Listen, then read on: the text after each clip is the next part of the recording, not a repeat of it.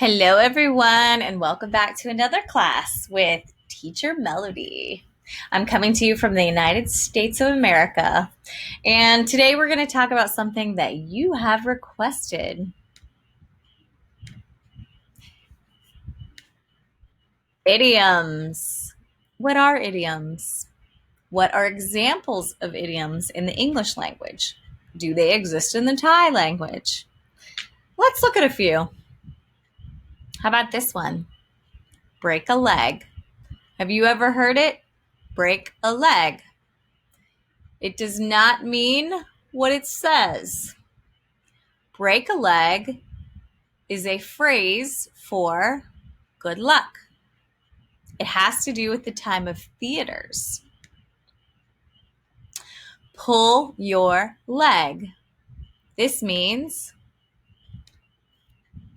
to play a joke. Pull your leg. To play a joke. Under the weather. It means not feeling well, a little sick, feeling bad or ill. Under the weather. Yeah, I was under the weather last week, but I'm feeling much better now. Yesterday, I didn't come to school because I was under the weather, not feeling well. The ball is in your court.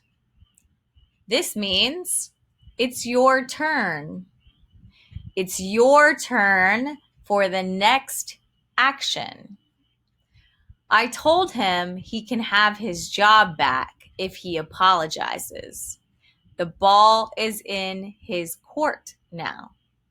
If I say, here's the pen, the ball is in your court, that means it is your chance to write on the board. It is your chance to respond. The ball is in your court. So what is an idiom? An idiom is an expression that doesn't exactly mean what the words say. Example, she spilled the beans.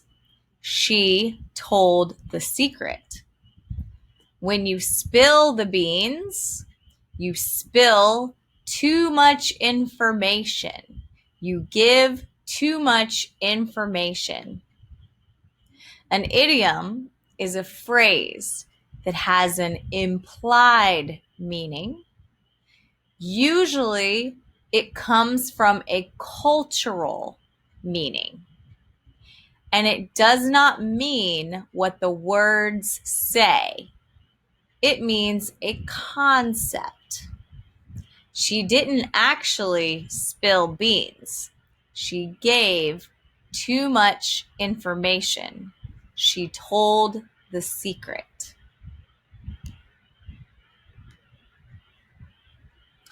Some examples.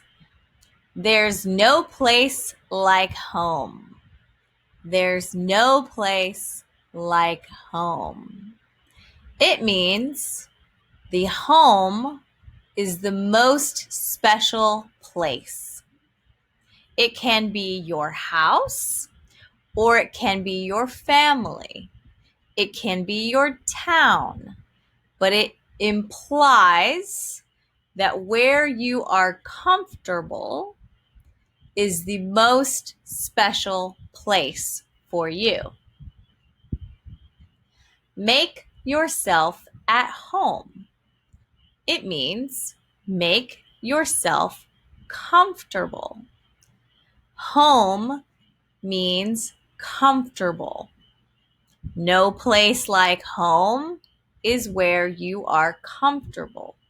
Make yourself at home is where you are comfortable. Be home and dry. Successfully complete something, or you are comfortable in what you have accomplished. You feel good about it. Be home and dry. He was home and dry once he got to the top. Home, in, on. Becoming closer to your target. Police are homing in on the suspect. This is not about being comfortable. This is about being close. They are closer to their target by homing in on a target.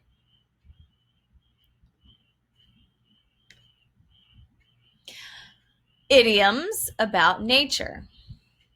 There are over 25,000 idioms in the English language, and they all come from different cultures. They come from different phrases that depict particular situations. Some of them are very old. Some of them are still used today. A shrinking violet comes from Europe. It means a shy person. If you are a shrinking violet, you are a shy person. Many moons ago. This means a very long time ago. This comes from times where you counted the nights by the moons. How many moons have passed? Many moons have passed. Cuts no ice. This we do not say anymore, but it means it has no effect or influence. This definitely comes from a place that has ice. If you can't cut the ice, you have no influence. You can't change things. Cuts no ice. We do not use this one. Stealing my thunder. We definitely use this one. Stealing my thunder means you are taking away my attention. You are taking away my noise, my thunder. I want people to look at me, but you are taking my attention. Stealing my thunder. You do really well on a test. Your friend does really well on a test. Let's say they do better than you on a test. They are stealing your thunder from doing well on your test. Out of the woods. This simply means out of danger. If you are out of the woods, you are in a good spot. You are out of danger. Think of this as a bear chasing you. Once you get out of the woods, you are no longer in danger. This we still use today. On cloud nine. This is very popular. It means very happy, in the clouds, floating on a cloud, on cloud nine. We even have businesses that are named Cloud Nine, on cloud, floating on a cloud, and they have to do with relaxation or candles or beautiful things. On cloud nine means very happy. Once in a blue moon. This is used all the time. It means very rare. This has to do with the blue moon, which only happens twice a year, maybe less. But it's when the moon has a blue ring around it. Once in a blue moon. Calm before the storm. This has to do with hurricanes. In places that have hurricanes or tornadoes, we see very, very calm weather before the storm comes, or even in the middle of the storm. It's usually looks like it's not going to storm, but you know it's coming. So this means a false quiet time before it gets crazy. Like when you look at your little brother or sister and they're about to cry, they get very, very quiet and you think they might not cry, but then they do.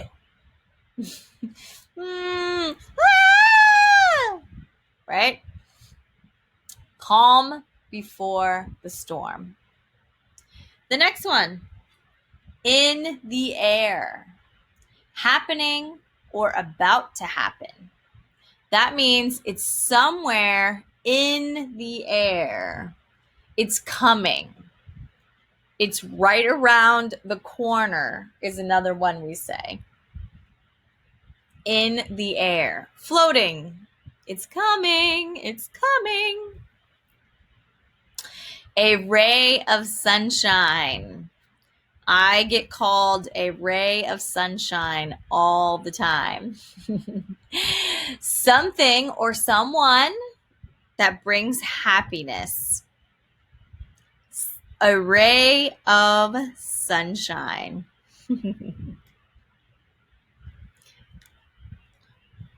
All right, let's talk about people.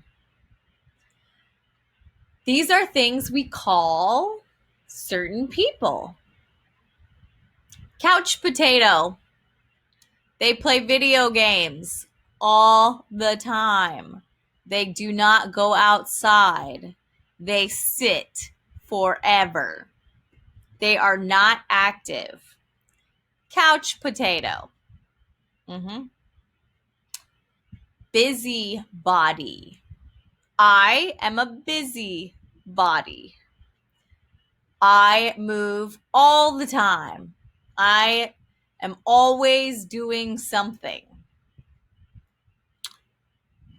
Always have a task. Like I'm doing work, I'm running outside, I'm helping other people, I'm working on homework. Busy body. Behind the times. Someone who is not up to date. Someone who is old-fashioned. Someone who does not know what's going on. Someone who doesn't know how to use a smartphone. Someone who doesn't know how to use a computer. Someone who doesn't know how to drive a car might be old-fashioned. They are not up to date is another way to say it. Worrywart. This is my mother. Someone who worries about everything. Someone who thinks about everything in a bad way. Worrywart. Down to earth. Someone who is practical. I have also been called very down to earth. Very realistic. They know how to do things. They know how to think about things. They know how to fix things. Go-getter. I've also been called a go-getter. Active, energetic, pursues, like is always doing something new, is always trying something new, is always helping more and more people. Social butterfly. This is someone who talks to everyone and wants to see people and wants to hang out with people. You walk into a room and they are talking to everyone and they float around the room like a butterfly and just say, hello, hello, hello, hello. How are you? Armchair critic. This is someone who makes comments and criticizes and says, you should do this, you should do that, but they don't help. Cheapskate. A person who does not like to spend money. A person who is greedy with their money. A person who never wants to give their money. We call this a cheapskate. Okay, here's a few other examples. Pull strings. If someone pulls strings for you, that means they're helping you. Maybe they ask someone for help. Maybe they know someone. Pull strings. You get in trouble and someone calls, makes a phone call. Maybe your mom makes a phone call and says, can you help my son or daughter? That means they pulled strings. Airy fairy. This is someone who doesn't really think about everything and they just are happy and funny and they're not concerned with what's happening ever. Come clean. Come clean. This is to admit you were wrong. You come clean with we call it dirt. Your dirt is your, do something bad. If you've done something bad, it's called your dirt. So you come clean. Face the music. When you face the music, you accept your punishment. When you come to class late and you do star jumps, you are facing the music.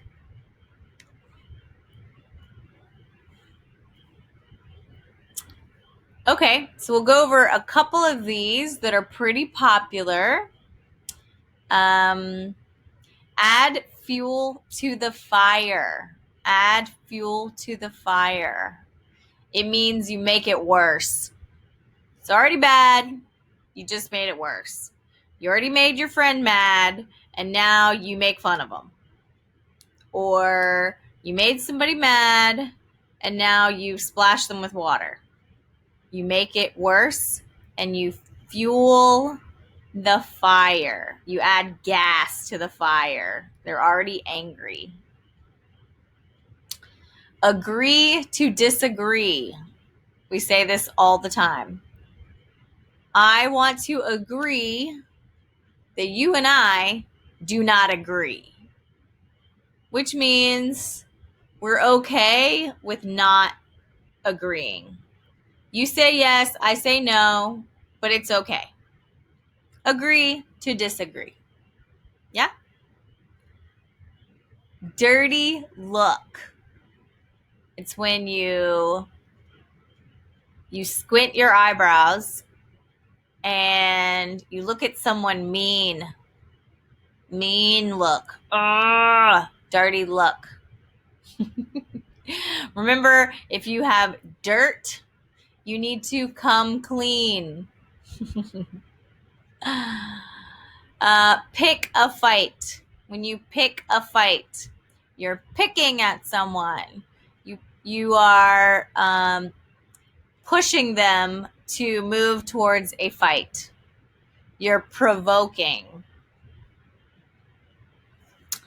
And bad blood. This is very, very used. When you have bad blood, that means you have done something in the past and it's hurt someone, and so they hold a grudge for a long time. Bad blood. Love. You know these.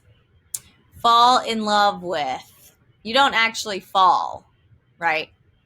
But an idiom doesn't mean the words it says.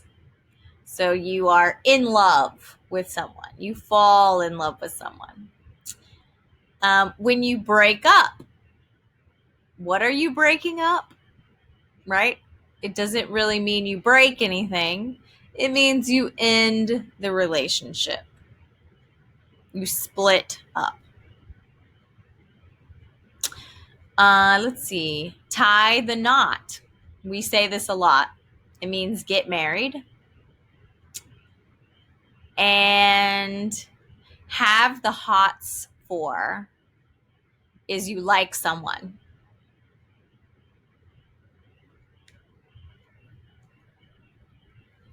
Okay, we're just going to do a couple of these. Like I said, there's a lot of idioms in the English language. We love little phrases. An offer one can't refuse. An offer one can't refuse. That means I offer you $1 million to clean your room. An offer you can't, why would you refuse that? It doesn't even make sense that you would say no. Draw a line in the sand. We say this a lot. And it comes from you drawing a line in the sand and you choose, do you step on this side or do you step on this side? And you choose your friend, basically. You choose your friend. You choose which side you want to be on. It's the opposite of agree to disagree. Like you say yes, I say no, but it's okay. This one, draw a line in the sand. You say yes, I say no. It's not okay. You have to pick.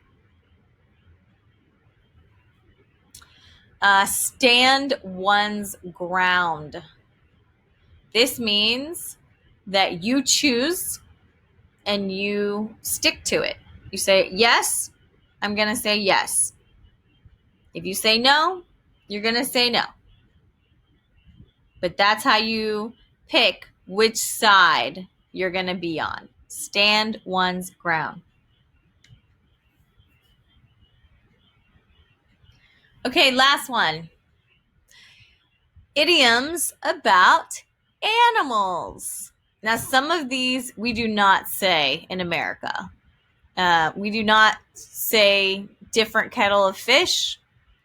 We do not say gilded cage. We do not say kangaroo loose in whatever that is. We do not say goose is cooked. Not very much. We do say have a cow. Have a cow, man. Ugh, don't have a cow. That means to get up, to be angry or to get upset. If you have a cow, you're making a big deal. Ugh, you're such a big deal. To go hog wild is to go crazy. Hog wild. Hogs are very aggressive and all over the place, and they wreck things. So you go hog wild. Herding cats. Sometimes we refer to this with small children. They are like herding cats. It's like a million cats going in different directions, and you're trying to get them to just go in the house. Cats, go in the house. And none of them want to go in the house. They're like, meow, meow. No, we don't want to. Like little kids. And can of worms. You have opened a can of worms, which means lots of problems. Now you've made lots of problems out of one little problem. Yes. Okay. So here's your homework. Remember that idioms are phrases that do not mean what they say. They have an implied meaning. So, what are some other things that you have heard people say? Maybe other teachers, maybe on Instagram, maybe on TV. What other idioms have you heard in English? And what do you think they mean? Wild guesses are definitely welcome. I love to hear what you guys think, because a lot of times when we are growing up, we hear these sayings and we don't know what they mean. They don't make sense to us until someone explains, or you hear them so many times that you're like, oh, that's what that means. Like, out of the hen house, it means you're now free. You're now free to do what you want. So, what are they? What do you think they mean? And are there any idioms in the Thai language? And what do those mean? I would love to know anything in the Thai language. So you can send your homework to me by the end of the week to either Facebook Messenger or email. So again, remember your idioms are phrases that are not word for word. They have a hidden meaning that has to do with their culture. So, if you know them, that would be awesome. And if there are any more that you know in English, or you can look some up and see what you think they mean. So please submit your homework by the end of the week via Messenger or email. And I will see you guys on our next class. Okay, see you next time. Bye, guys.